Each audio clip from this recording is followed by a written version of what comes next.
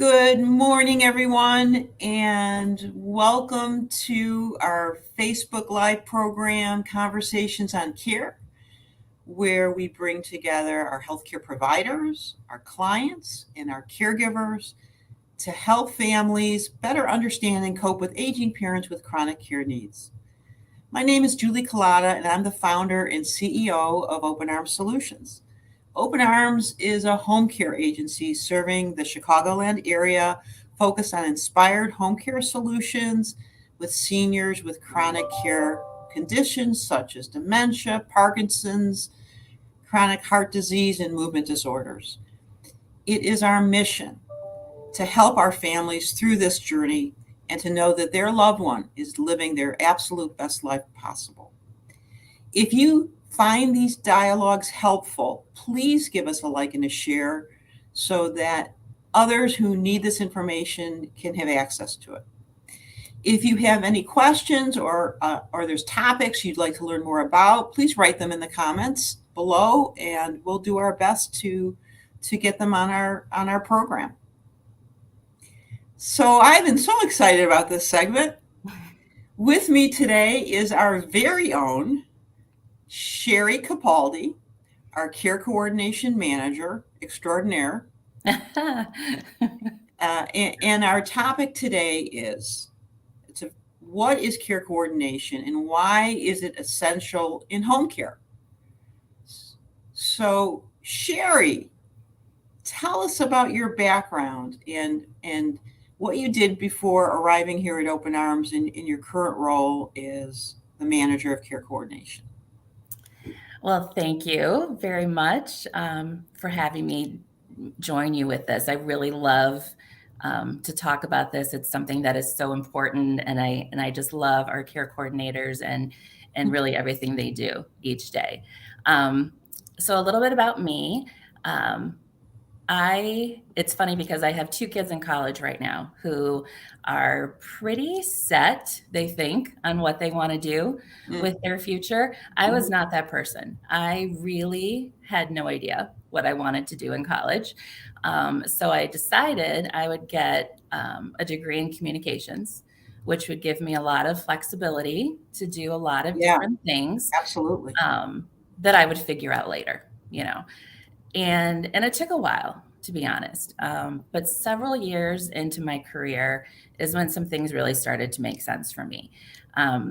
It was at that point where I joined one of the Ronald McDonald houses in Chicago as their house operations manager. And that was really my first experience and exposure to something that was loosely related to healthcare. I was responsible for the day-to-day operations of the house and all of that, but it was really the relationships with the families who were in a crisis situation. Their children were either in the hospital or receiving ongoing medical care. And they were in a crisis situation. And it was that exposure and those relationships that really stuck with me. I was there for almost 10 years. And at that point, I was really starting to kind of piece together what I wanted to do going forward. After I left the RMH, I took some time to be a mom myself. My kids were obviously younger at that time. They still liked having me around. I really wanted to spend that time with them. But I also opened my own business, my own small business, and I ran estate sales. I did not know that about you before you talked about it prior to this program. That's really interesting. I was a small business owner. Yeah. That's great. That's a big deal, opening your own company. You know a little something about that. Yes, I do. Yeah. And, this was me helping people who were maybe downsizing. Maybe they had to sell a lot of possessions because a loved one had passed away, or so many of them had moved into assisted living. That was a little glimpse into my future that I didn't recognize at the time. But again, it was really the relationships with the people, all of my clients that I enjoyed most. So again, there's a theme building here. It's about the relationships. Yeah. my business did not do as well as yours. So I kind of had to move on from that after a few years, but that gave me an opportunity to find a different direction. And that was as an engagement director at a memory care community. I'd had a lot of management experience, so I really felt comfortable in that transition. But I realized I had a ton to learn about dementia and about working with seniors who had different levels of cognitive impairment. Um, but I enjoyed that, and it was so interesting to me. I met so many wonderful people, one of which was you. I met you while I was working at that community, where you came to do a presentation about Open Arms and the services that Open Arms could provide the residents in my community. I wasn't looking for a job at the time, but I did hold on to your card because there was just a little voice in my head that told me I should. And so I did. And I am so glad that you did. Surprise, here we are. So I joined Open Arms in January of 2019, and I was actually hired as a care coordinator. What we're going to be talking about today. And I needed to learn kind of, the ins and outs of home care. That was not something I had done before. And then after a few months, kind of rolled into the manager role where I've been ever since. Yeah, and doing a phenomenal job. And for those that are listening, I think you can hear the compassion in Shari's voice. And she's an incredible role model because, when we interact with families, they're often living a new normal or events has happened. Could be a fall, could be a new diagnosis of a disease, could be a loss of a loved one, and now someone needs some additional help at home. And so one of the things that's essential in care coordination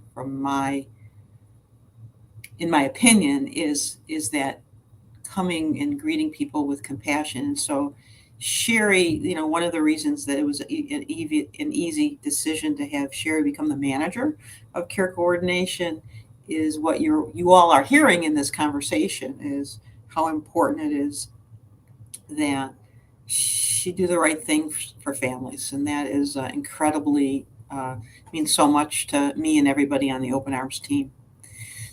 So care coordination. So for some people watching, they really, care coordination can be a lot of different things in healthcare. Right. And so tell us and tell the audience, what do we mean by care coordination in home care? Yeah. A care coordinator is a really unique role. They touch a lot of areas. And really, I think it kind of boils down to three primary focus areas. One of them is to act as that primary contact and resource for all of our clients and their family members.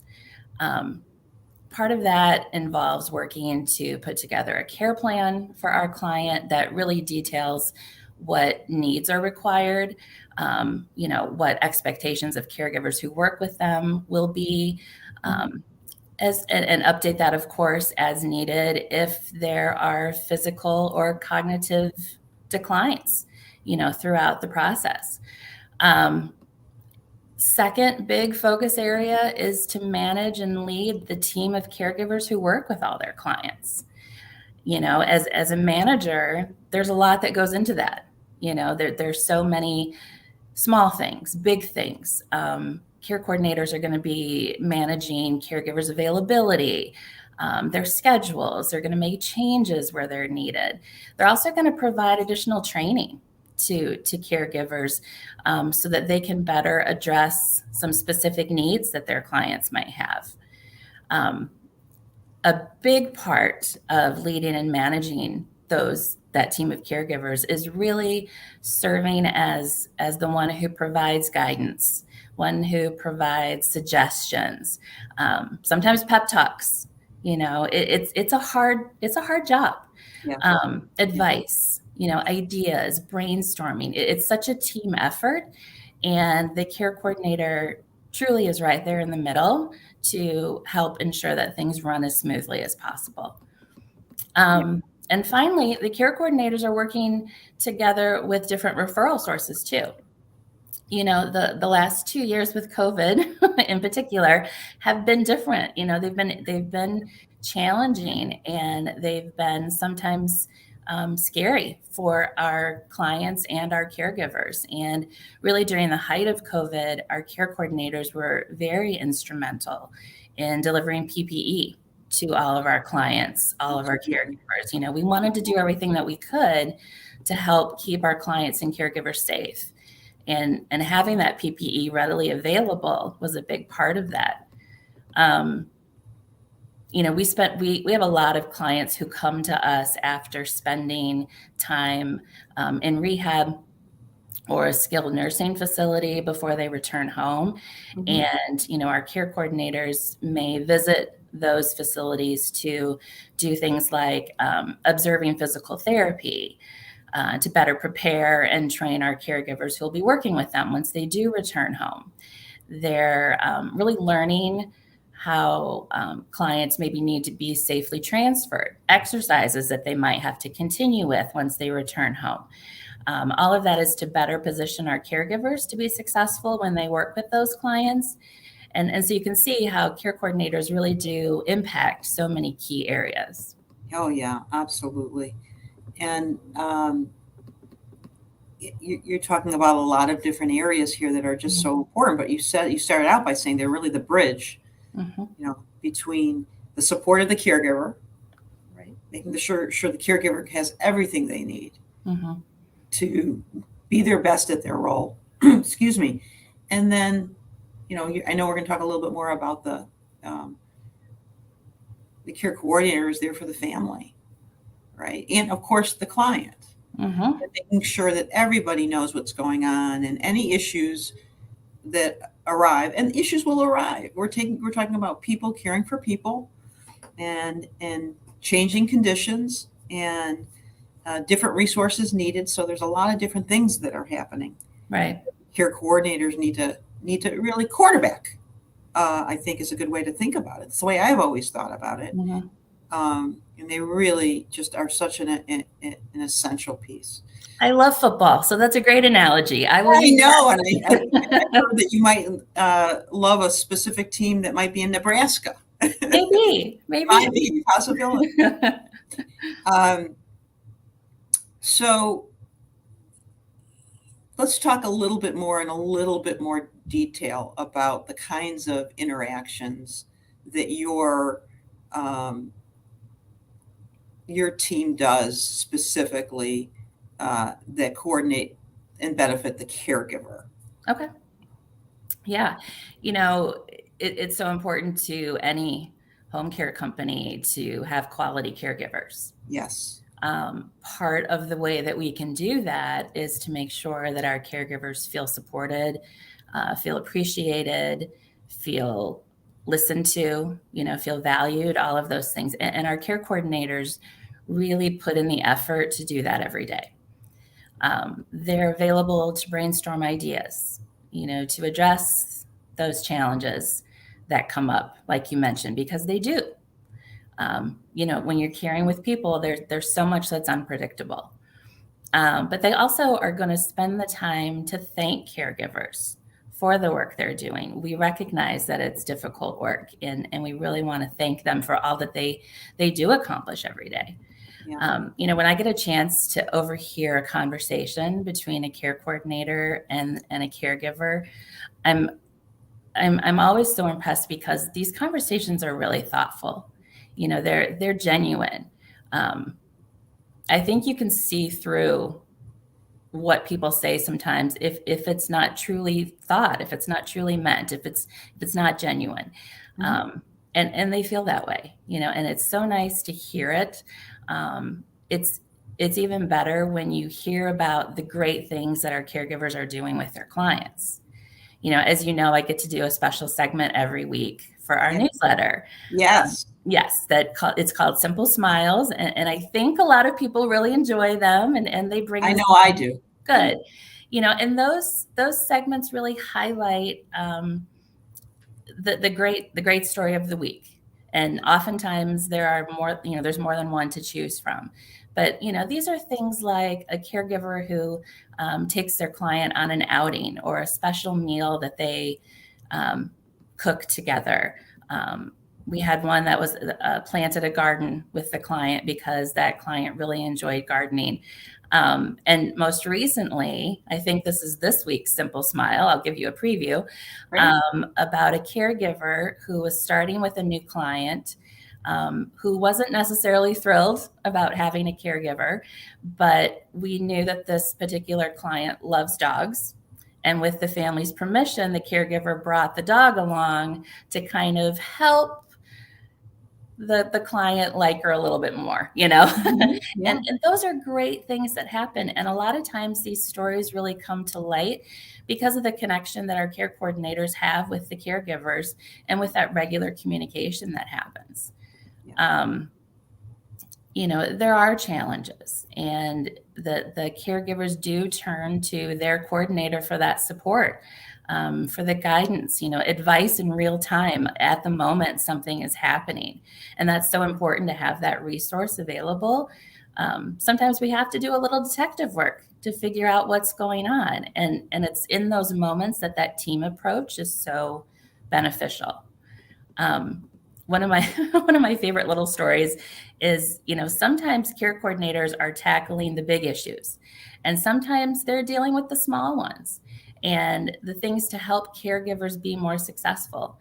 And one of them was, we had a client who would be truly offended if the caregiver did not put their feet up on her coffee table while they were in her home. Now, that is not anything that any caregiver would ever do, walking into a client's home, and 99% of our clients would not like that. But it was important to find it out, to share that with the caregivers. So even those little details just make everybody happier. Oh, yeah. That's a great story. And, I will say that you said something earlier that I don't get to hear it very often, but when I get to hear one of the care coordinators, or you, Shari, talking to a caregiver, coaching them through a difficult situation, I just love it. And as I had the benefit of being with your care coordination team, you and your care coordination team earlier this week doing some training. Mm-hmm. And it was training on dementia, our Embrace program. And you know what? I hope they're listening and hope they're watching. But one of the things that I so appreciate, you'd mentioned this with the team, their genuine thirst for learning and doing the right thing for clients is clear. Mm-hmm. And it's just not a surprise to see, but it just always is a reinforcement to me that we're really doing some of the right things and bringing on the right people and paying attention to the right things. So that's so important. Yeah. Looks like we have a viewer question, so let me make sure I get to it. The viewer question is, how do you deal with conflicting demands from a client, their family, and other healthcare providers? Wow, great question.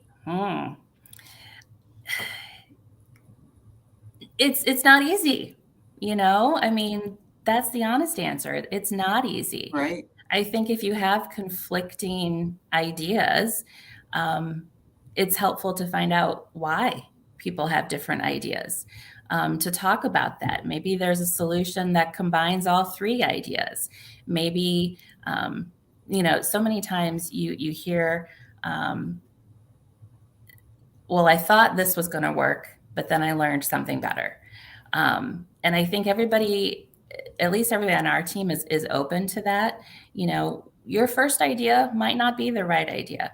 And that's where communication is such an important tool, really, for all of this, is you have to be able to communicate. It's easy to communicate when you agree. It's a bit more challenging to communicate when you don't agree, but I think even more important in those situations. That's really spot on. I can think of, an example, and, as I've mentioned in this program before, and sure you've heard many times, I had the experience with my mom going through trying to provide the right care for her as her disease progressed. Mm-hmm. And an example of, I was in a situation where I didn't understand the disease. I was in a bit of a denial. I didn't know what was happening to my mom. And at the point where it was she needed to move into a memory care, assisted living, I got some advice that I didn't agree with from the social worker. Her name was Jane Wickenkamp. Jane, if you're watching, hi. I haven't talked to you, but you have stayed in my brain all these years. And the advice she gave was, so here's an example of differing opinions and advice. I wanted to move all my mom's things, everything I possibly could, into her very small 1-bedroom assisted living unit. Mm-hmm. And Jane advised me against that. Mm-hmm. And I think, and even though I fought it, I soon learned that her advice, that she was really the expert, and her advice was really spot on, because all the things that I wanted to provide my mom ultimately was more confusing for her. Mm-hmm. And so I think the reason I bring that example, Shari, is that I think the other thing that care coordinators do is we have to be the trusted advisor. Mm-hmm. And so many of the clients we work with and their families, this is the first time they're going through anything like this. There's a lot of emotion involved too. There's a lot of emotion, and it's a learning curve. Yep. And so sometimes we have to give advice to to family members that they may not understand or necessarily agree with. And that's one of in my opinion, such an important role, as, of course, we have to listen, right? Mm-hmm. And we ultimately would love to do what everybody wants to do. But I think people count on us to be the experts. Mm-hmm. People count on us to give advice that is going to do the right thing for that client, allow that client to be safe, allow that client to live their life possible. So sometimes, our team of care coordinators just have to really give some advice that they know is the right advice, and may need to work on getting some consensus there. So. Yep, absolutely. That's and sometimes the information that you have to deliver isn't what they want to hear, and we'll probably talk about this, but that's why having a relationship with that client, with that family, is so important, so that you can deliver maybe some news that's not what they wanted. Yes. And let's just jump into that, because time's flying by here, as I told you it was. I know. Let's talk a little bit more about that relationship that develops between the care coordinators and the families, and why it's so important. Yeah, I mean, you mentioned this. So many of our clients have never gone through this before. They've never had a caregiver in their home. It's a massive change. It's a big transition. Not every client is thrilled with the idea, and maybe actively do not want a caregiver in their home. Our care coordinators. It's probably more often than not how that starts. Yeah. And our care coordinators, have their work cut out for them in that situation, but they are contacting, the client, the family, whatever, the right person is in that situation from the beginning. And that relationship really starts with that very first phone call. They're setting the tone. They're helping clients understand what this process is going to look like. And, the first few days is really just the beginning of ongoing communication that's going to happen between the care coordinator and the client and their families. They can contact us anytime, but care coordinators aren't just sitting around waiting for those calls to come. They're very proactive in their approach to communicate, have regularly scheduled calls, have regularly scheduled in-person visits with that client and with their family. And not only do that, but really knowing the right questions to ask to get a good understanding of how things are going. You can't just say, how is everything? You have to ask the right type of questions to better understand, what that client and caregiver match is like. Are all the needs being met? Do clients feel a connection to their caregiver? What could be done to improve a situation? There's usually always something. And all of that is so important. Our care coordinators are monitoring for changes in condition too. Sometimes they're the ones who, along with the caregivers, first notice a change, and there may be family who's out of state and maybe doesn't get to see their loved one as often, and really do rely on those caregivers and care coordinators to bring that to their attention before a crisis situation happens. Absolutely. And as they learn more and really develop that trusted relationship and get information from the families and understand from the caregivers what's going on with our client and potential anticipate changes and needs. One of the things I know, and you talk a little bit about, is that the care coordinators really become the resource for the family if additional care needs are needed. So do you want to talk about that? Other resources are needed, rather. Yeah, it might be something like they recognize the need for home health services. It could be, nursing services through home health. It could be physical therapy. It may be, palliative or hospice care might be appropriate for that client. Or maybe they really need to discuss transitioning into an assisted living or a memory care community, because that's where they're at right now, and that's going to be the best environment for them.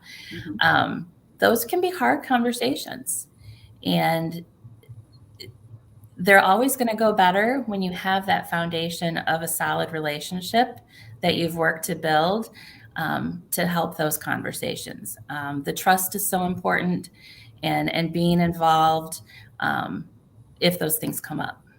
Yeah, those are great examples, and it's when the relationship and the trust is there, then families can really open up, and the care coordinators can even be more of a resource. And so that's something I know you and your team work really hard at. Yeah, is building that trust, and as you said, asking all the right questions the best you can, and helping anticipate needs. So some of the questions you're going to ask, the team is going to ask, is going to get families starting to think. And then, a call comes and there's a need for a hospital bed, or there's need for a different kind of a wheelchair, or the family's concerned that, some things might be trip hazards or risks to the family. And, the care coordinators are really creating a relationship where they can really understand those things and be a resource. Yeah, absolutely. Wow. Well, we only have just a couple minutes left. Holy smokes. I know. Can you just, as we close out, can you just tell us some of your favorite care coordination stories? I mean, there are so many. One of my, here, this is funny. So the very first client that I met, and you're going to know who this is when I start talking about it. The very first client I met, when I went to his apartment, he was in another room and was doing something. He knew I was coming, and I was talking to his caregiver, waiting for him to come out. And he came out into the room finally, and he was wearing a bright red plastic nose. What I didn't know at the time, but then, quickly learned, was that this particular client used to be a clown, and he loved to do that when he was meeting new people, because he really liked to just put a smile on their face, and it absolutely did. And I thought, man, this is a great first visit. I'm so happy. This is just a wonderful company. And I knew from that moment that I was at the right place. I'm incredible. I do know who you're talking about. Yeah. And he's someone that's very near and dear to me and really all of us that have had the privilege of spending time with him. He's just an Absolutely. exceptional person. Well, we just got a cue from our Look at mission that. control Wow. that 30 minutes is complete. Shari, wow, that went That fast. flew. That flew as I knew it would. Yeah. Thank you so much for being on the program. Thank you, probably more importantly, for doing such a wonderful job for your team of care coordinators, supporting them through, different experiences they're having with their clients and their caregivers, lending your expertise, your compassion. It's making a big difference for the people we care for and for our caregivers. So thank you, Shari. Well, thank you. Bye now. Bye.